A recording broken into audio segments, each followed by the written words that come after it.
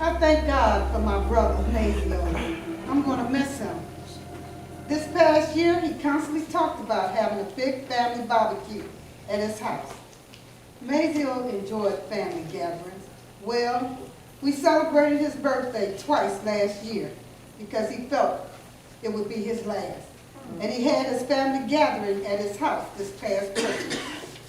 A couple of years ago, our mom was very ill in the hospital and was allowed one visitor per day for 2 hours.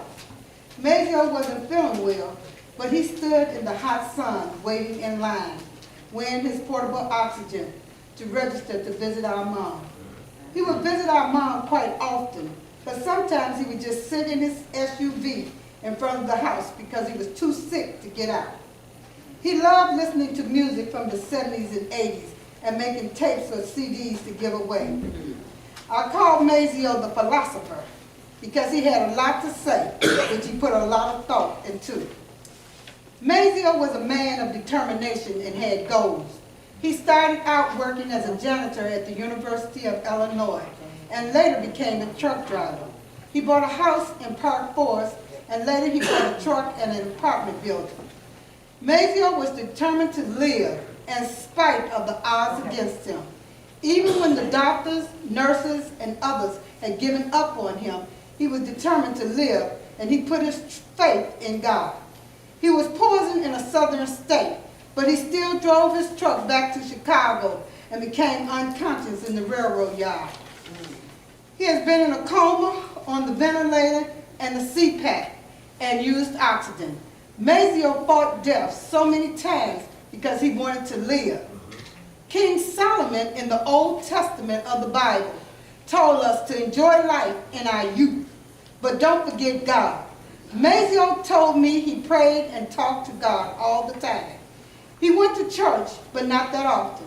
Mayden leaned on God. He made his request known unto God and trusted God and had faith in God along with determination. God heard his prayer and gave him mercy and grace and extended his life many times.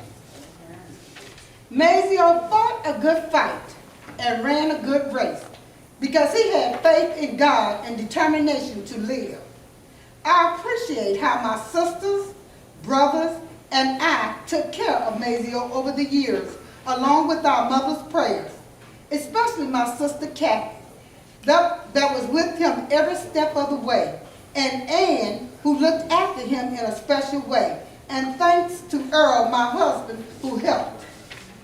Mayden's legacy for me, his big sister, is that no matter how bad or tough things are, even when you are near death, make your request known unto God, because nothing is too hard for God. Not even getting up from near death. God will give you grace and mercy because of your prayers and faith.